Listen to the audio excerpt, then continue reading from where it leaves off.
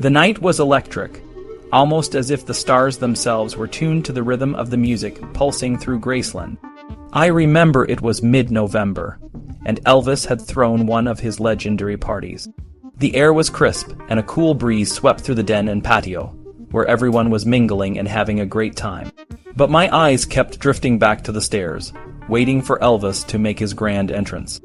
When he finally came downstairs, dressed in one of his signature white jumpsuits, the room fell silent for a moment. He scanned the crowd, and then something changed in his expression. He locked eyes with a young woman standing near the bar, a woman I'd never seen before. Her name was Ginger Alden, and she was with her two sisters. Elvis walked over to her, and I watched as he talked to her, his intensity growing with each word. Ginger, a shy 20-year-old, seemed overwhelmed but also intrigued.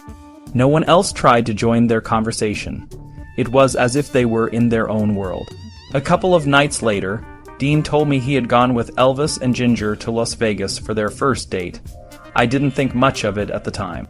Elvis had dated a lot of women, and I figured this one would be no different, but I was wrong. A few weeks later, Elvis opened at the Vegas Hilton for a series of shows. Ginger was there for every single one. Elvis had slimmed down and looked fantastic. Priscilla brought Lisa Marie to surprise him, and they stayed for the weekend. It was a heartwarming scene, seeing Priscilla and Lisa Marie there, despite their divorce. Priscilla was still a big part of Elvis's life, and she seemed to be the queen bee at the Hilton. Ginger's parents also made the trip to Vegas, and they stayed for several shows, but there was a tension in the air. Vernon, Elvis's father, was not happy about Elvis's attention to the Alden family. Elvis had showered Ginger and her sisters with gifts, furs, jewelry, and even a 1977 Lincoln Mark IV for Ginger. When they got back to Memphis, he bought her a new Cadillac Seville to drive until the Lincoln arrived. It was as if he had 3 girlfriends, and it was overwhelming. Elvis was blind to how his obsession with the Aldens was affecting those around him. Vernon's disapproval was clear, and he even had to be hospitalized again for chest pains. But Elvis was too wrapped up in his new relationship to notice.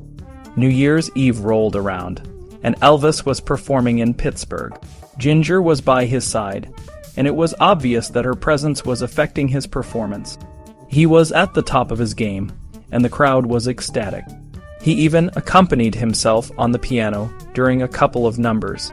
Lisa Marie, always the center of attention, was there too, driving around in the personalized golf cart Elvis had given her. She was a skilled little driver, much to everyone's amusement. Elvis had always wanted me to talk to his dates and get their opinions about him. He was always trying to improve his relationships, thinking that if he could get the personal side of his life right, everything else would fall into place. But Ginger was different. She wasn't like the other women Elvis had dated. She was independent, and sometimes she would leave Graceland at night, only to be gone when Elvis woke up. It was a challenge for him, and he didn't know how to handle it. Despite the ups and downs, Elvis was convinced that Ginger was the one. He wanted to make it work, and he believed that if he could figure out their relationship, everything would be perfect. On January 26, 1977, after only 9 weeks of dating, Elvis reportedly asked Ginger to marry him. I was stunned when I heard the news. I couldn't believe he was setting himself up for more stress, especially in a relationship that seemed so turbulent. But Elvis was determined, and he had even had his jeweler take the 11.5 carat diamond out of his TCB ring and put it into a new setting for Ginger. The first tour of 1977 was just around the corner, but Ginger refused to go with Elvis. She said she had too much to do to prepare for the wedding, even though no date had been set. The only good thing was that critics were still commenting on Elvis's weight loss, which pleased us both. Then in February, things took a turn. We were in Johnson City, Tennessee, and the tension was thick. Ginger's actions showed she didn't care much about Elvis or Graceland. Many nights she would leave after he went to sleep, and be gone in the morning. Elvis had his security watching her, trying to figure out if she was dating someone else. He was so insecure that it was heartbreaking to watch. By March, things were even more complicated. Elvis had planned a trip to Hawaii, and I thought it would be a romantic getaway for him and Ginger. But when we arrived, things were far from romantic. The group was split, and some of the guests seemed to resent being separated from Elvis. We stayed in a beach house that the Grateful Dead had been renting, and it was a magical place. The house had a sprinkler system that made it seem like it was raining all the time, and the sound was so soothing that Elvis relaxed a bit. But the trip was cut short when Elvis got a call from Memphis, saying that Vernon was experiencing chest discomfort. We headed back to Memphis, and I treated Elvis's eye, which had been irritated by sand. The dream vacation was over, and we were back to the real world, where the problems were far from solved. The tabloids were getting a lot of attention, and it was starting to affect Elvis. Steve Dunleavy, who had written a book about Elvis's bodyguards, was also writing for the Star. The Star put Dunleavy's story on the cover to promote his book, which was all about what happened to Elvis. It seemed like the National Enquirer had people spying on Elvis, both on tour and at Graceland. Elvis was really worried about who was leaking information, and asked Dick Grobb to find out who the snitch was. On top of that, his dad Vernon filed for divorce from D. Stanley Presley. It was a tough time for Elvis, but he had a couple of weeks to rest in Memphis before his next tour. When the tour started in Knoxville, it was really hot, and the gym was packed. The sound system wasn't great, and Elvis was already sweating a lot. He was looking pale and tired in his heavy stage clothes. I thought, this isn't going to last long. Then things got even worse. When Elvis started giving away his scarves, some fans got too excited and rushed the stage, causing a stampede that hurt a few people. Order was quickly restored, and Elvis took a moment to drink some water. He joked with the crowd, saying, "When the show's over, I'll only be 3 feet tall." The audience loved it, and the rest of the night went well. Dean, one of Elvis's aides, would often help get Elvis ready for his shows. He would wrap Elvis's fingers in band-aids to protect them from fans trying to touch him or grab his scarves. Dean would also put band-aids around Elvis's rings to keep them from falling off. After getting Elvis all dressed up, Dean would help him stretch to avoid injuries during the show. By the time we got to Binghamton, New York, Elvis was really frustrated with Ginger. He couldn't understand why she always wanted to bring her sisters along or why she got homesick and wanted to go home. He kept saying he was going to break up with her but couldn't stay away. Finally, he let Ginger go home and invited Kathy Westmoreland to keep him company. The band and crew were excited about the layover in Binghamton because we had 2 nights in one city. We played softball and threw frisbees to relax, but Elvis couldn't join us. Fans were always waiting around the motel, and if Elvis tried to go outside, they would swarm him. So he usually stayed inside. In Baltimore, Elvis wasn't feeling well before the show. His stomach was bloated, and he was uncomfortable. The medication wasn't working as it should, and he had to take a break during the show. He was sweating and trembling, and it was hard for him to perform. I could see the hurt in his eyes as he prepared to go back on stage. During a makeup show in Macon, Georgia, Elvis's voice gave out, and he couldn't sing "How Great Thou Art" and hurt. He felt like he had let the audience down again. He was already feeling down, and then he found out that CBS was going to tape his concerts in Omaha and Rapid City for a TV special. He was worried about how it would turn out, especially with the negative publicity from the Bodyguards book. Elvis became a bit more adventurous by the end of the tour. In Madison, Wisconsin, he stopped at a service station and helped break up a fight. The guys recognized him and backed off. The next night in Cincinnati, Elvis was too hot in his room and decided to find a cooler hotel. Dean had to chase after him to make sure he was safe. After the show, Elvis flew home to Graceland for a break. In Indianapolis, a CBS crew filmed Elvis getting off the plane. RCA Records presented him with a plaque for his billionth record, Moody Blue. The show that night was one of the best on the tour, and I was relieved that the shorter itinerary was working. Tish Henley, one of Elvis's close friends, shared how lonely he could be. When he was home, he would call her to come over because he was so lonely. He would read a lot, especially in the bathroom. He rarely complained about how he felt, but he was really upset with himself after the last tour. He had gained weight, which made it hard for him to move on stage, and he was tired more easily. He always wanted to do his best for his fans, no matter how he felt. Despite the Bodyguards book, Elvis was optimistic about the next tour. He told us it was going to be the best one yet. He believed that the man and the image were different, and it was hard to live up to an image. I always wondered what Elvis had planned for the tour that never happened. After Elvis's death, I received calls and letters from friends offering support. Some of my former patients asked if I could see them again. I was grateful for the support during those painful times. I received a letter from Dr. Thomas Chesney with information from Elvis's autopsy. The letter listed the weight and condition of Elvis's organs and noted some health issues, but it didn't mention the results of the initial tox screen. I used this information to prepare Elvis's death certificate and filed it with the Tennessee Department of Public Health. About 6 weeks later, Elvis and his mother, Gladys, were moved to the meditation garden at Graceland. There was a flat bronze marker with an eternal flame, and Dr. George Nishapoulos and Dean Nishapoulos were included on the tribute. We attended a small memorial service with Elvis's family. Dick Grob was still investigating Elvis's death, trying to figure out why the bodyguards weren't on duty and who leaked the news to the National Enquirer. Dean and I were helping Dick with the investigation. The morning newspaper on October 23, 1977, brought more trouble to Elvis's memory. The article in the commercial appeal, titled Presley's Autopsy Broad, laid out the reasons why the hospital had to be extra careful with Elvis's autopsy.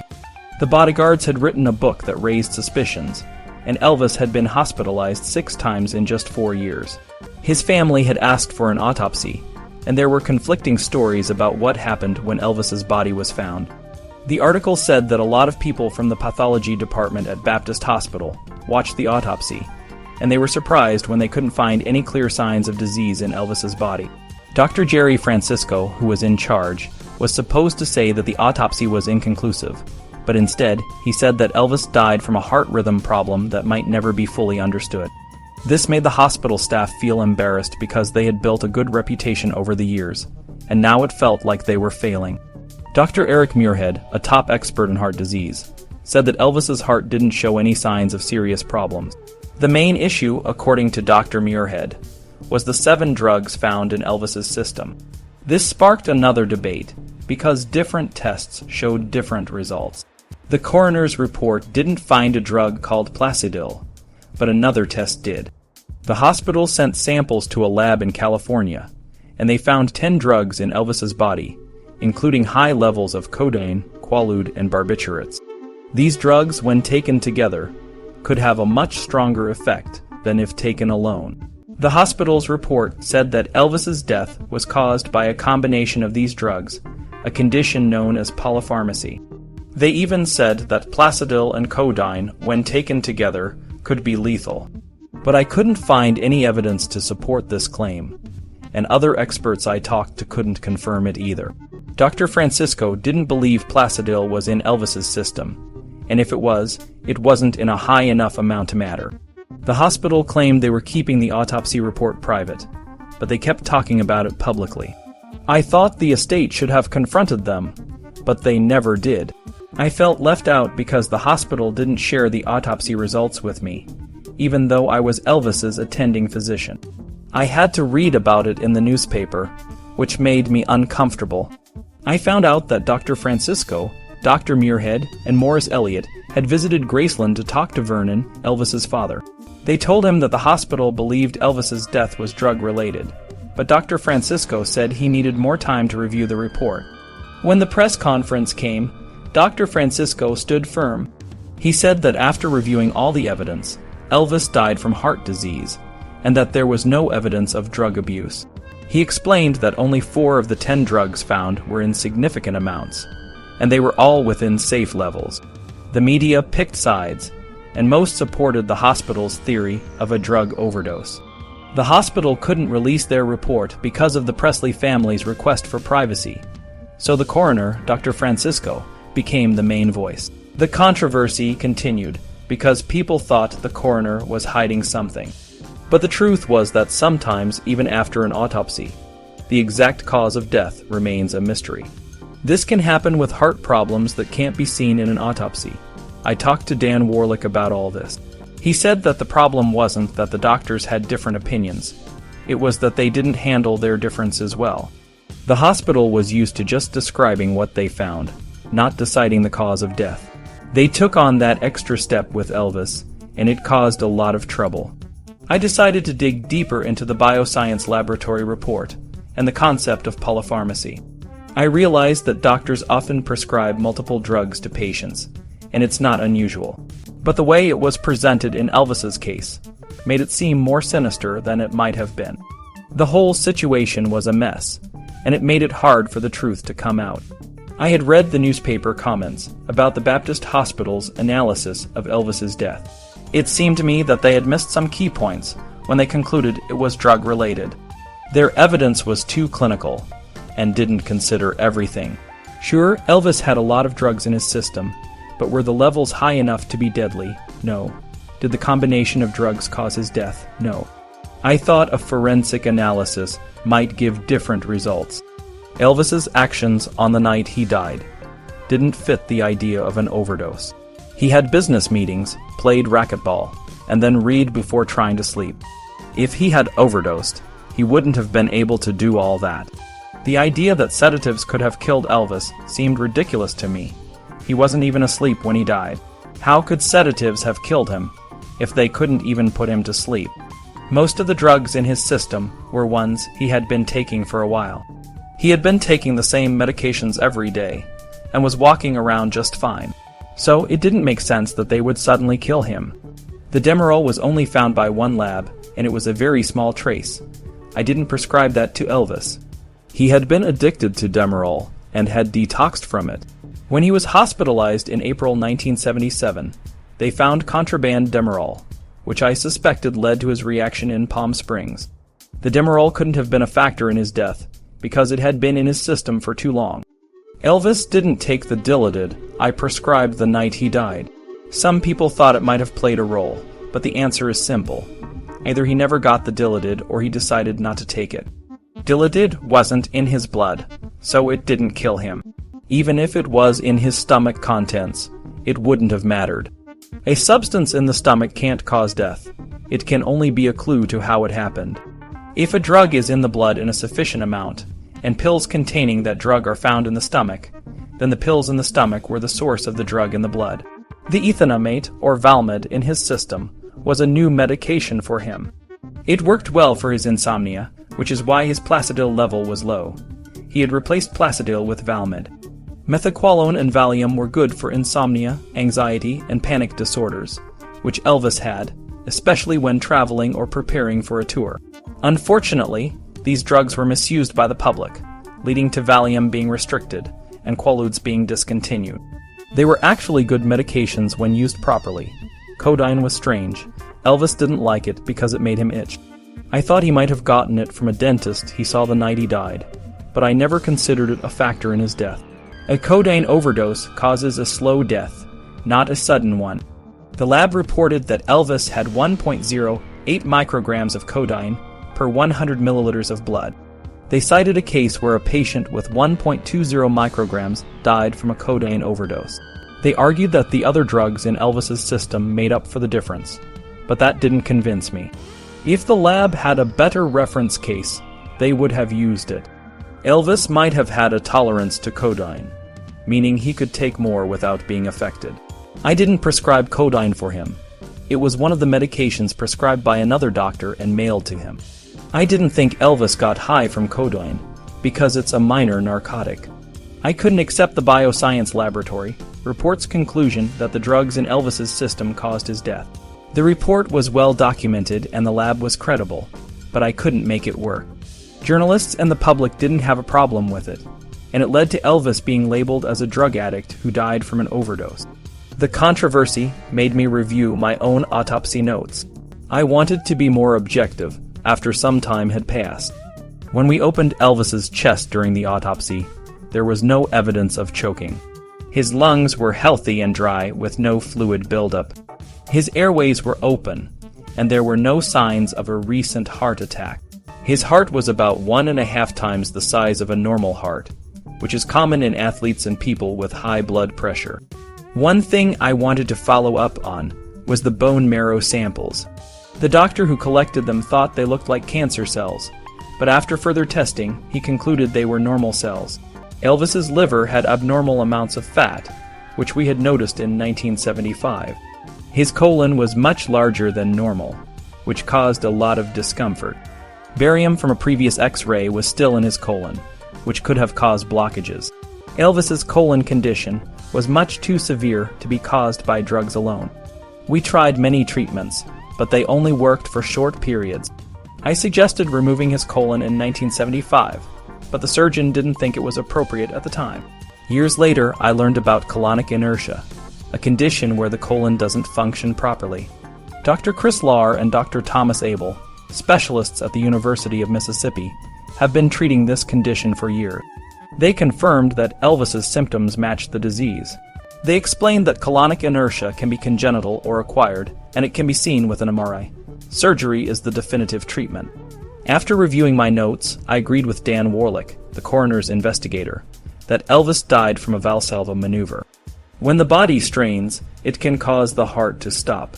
Elvis's heart went into arrhythmia and stopped working suddenly. This caused a drop in blood pressure, leading to a grand mal seizure. He fell and suffocated in the plush carpet. Warlick didn't agree with the suffocation part, but we both believe the Valsalva maneuver was the cause of his death. I remember the day I opened that door to the patient room, and a group of men with cameras and lights charged down the hallway. They looked like they were on a mission, and I was their target. The leader, a guy with a bushy mustache, had already tried to talk to me earlier, but I was busy with patients. He had slipped out, got his team, and came back through the door my receptionist, Barbara, had used to find me. Barbara was usually great at keeping the office calm, but she was flustered this time. She remembered the guy saying there would be no surprises, and that I could approve what I said if we did a sit-down interview. I had to make a choice, either let the office descend into chaos or give these guys a few minutes. I led them into my small office, which was barely bigger than a closet. There were 2 producers, the correspondent, and 2 tech guys, all looking a bit sweaty from the Memphis heat. The tech guy slumped to the floor, clipped a microphone onto my tie, and started fiddling with his equipment. The cameraman nodded, ready to start. The correspondent plopped into the chair opposite me, and his team hunkered down on the floor. No one bothered to tell me what this was about. I had already given my statement in the lawsuit against Dr. Francisco, and I didn't want to give these guys any more of my time. "May I call you Dr. Nick?" the correspondent asked, trying to sound casual. I nodded, feeling like I was trapped in a corner. He smiled and asked how Elvis and I met. The producers looked eager, and I felt like I was in a 5-on-1 interrogation. The questions started coming fast. When did Elvis's drug problem start? He asked. I knew I had to be careful with my words. The media had already twisted so many stories about Elvis. I thought about the early days, when Elvis was just a regular patient. He had a lot of health issues, but he was always friendly and respectful. The drug problem came later, and it was a mix of pain management and recreational use. I told the correspondent about the first time I treated Elvis. He had a terrible colon problem that caused him a lot of pain. He was always worried about his health, and I could see how much it affected him. The drugs were supposed to help, but they only made things worse over time. I tried to explain that it wasn't just about the drugs. Elvis had a lot of physical and emotional issues that no one really understood. The correspondent pushed on, asking about the night Elvis died. I hesitated. I didn't want to get into the details, but I knew I had to be honest. I told him about the calls I received that morning, the confusion and the panic. I talked about how I rushed to Graceland, but it was too late. I remembered the sadness and shock, and how everyone was trying to make sense of what had happened. After a while, the correspondent seemed satisfied. The crew packed up their equipment, and I was left alone in my office. I felt drained, but at least the chaos was over. I went back to my patients, but I couldn't shake the feeling that the story of Elvis's death would never really be over. The media would always be curious, and people would keep asking questions. But for me, the memory of Elvis and the time we spent together would always be more than just a story.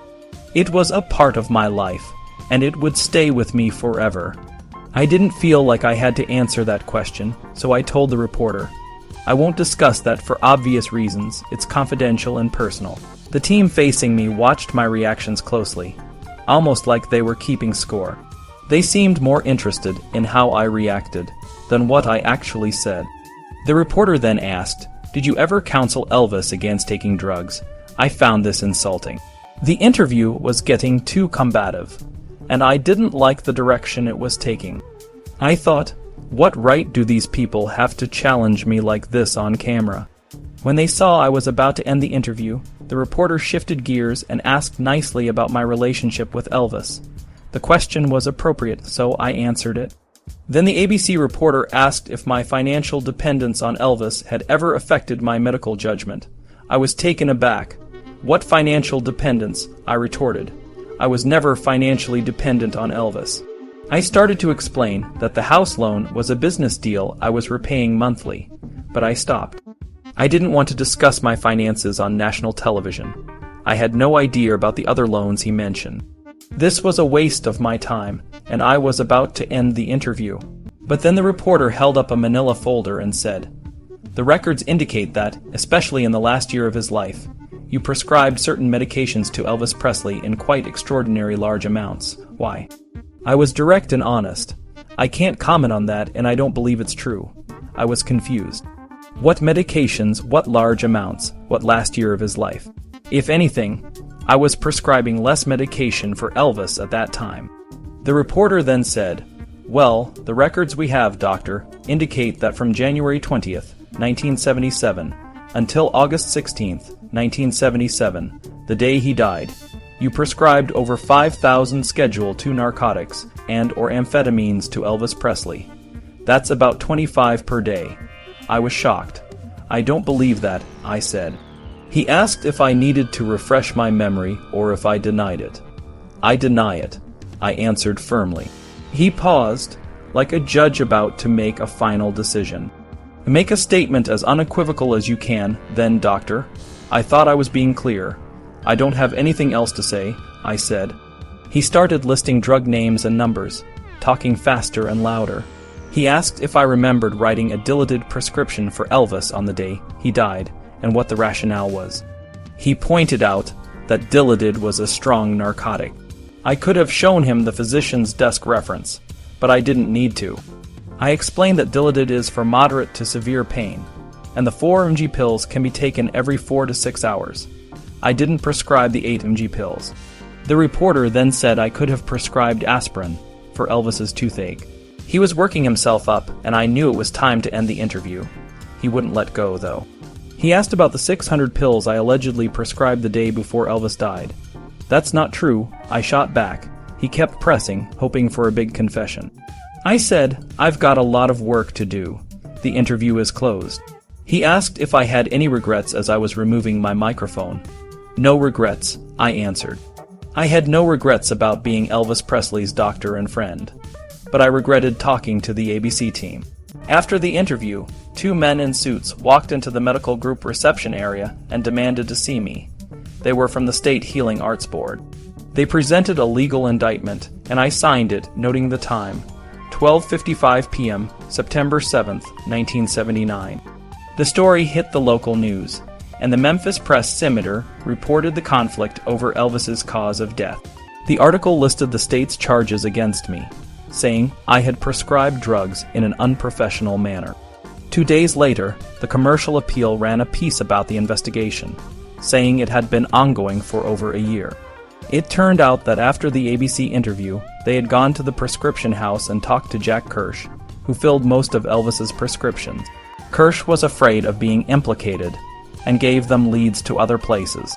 When caught, he confessed on camera that he had filled prescriptions for me, but he added that either my nurse or I always picked up the medications, not Elvis. After receiving the indictment, my attorney called ABC TV News to propose another interview, but they refused. They were happy with the scared look they had captured during the first interview. They weren't interested in the truth. We later found out that the ABC producer was looking for a story to boost their ratings. They made a deal with the Healing Arts Board to get a paper trail, linking Elvis's drug use to me. They would give the board information in exchange for a scoop when charges were filed. My attorney and I approached the health-related board about their relationship with ABC, but they denied any complicity. They said their concern was whether I had written prescriptions without legitimate medical reasons. I thought, why didn't they notify me about the investigation? I could have shown them my reasons. A court date was set, and I had 4 months to prepare my defense. I felt confident, but then the bombs started dropping. The commercial appeal ran a story about a 2020 episode that concluded Elvis had died a drug-related death. The program featured interviews with Elvis's stepbrothers and his girlfriend, who admitted to taking drugs that day. But the story went straight after me, and it was the worst possible direction it could take. Geraldo Rivera, the reporter from ABC 2020, showed up at my office to interview me about Elvis's death. He started the segment by saying the autopsy didn't show a clear cause of death. He didn't believe Dr. Francisco, who said Elvis died from heart disease, saying it wasn't bad enough to kill him yet. Geraldo also got it wrong by saying it was a medical examiner's case, which it wasn't. It was a private case because the Presley family asked for the autopsy, and only they could release the results. Geraldo's show claimed there was a cover-up at Graceland before Elvis's body was moved. They interviewed an ambulance driver who said the people in Elvis's bathroom were trying to revive a body that was already dead. The driver said someone told them Elvis might have overdosed, but no one gave him the medication. The driver also said the bathroom was cleaned up and no drugs were found. This made it look like I was hiding something, but I didn't have any dilated pills to give them. The autopsy already showed Elvis didn't have Dilaudid in his system, so it didn't make sense to keep talking about it.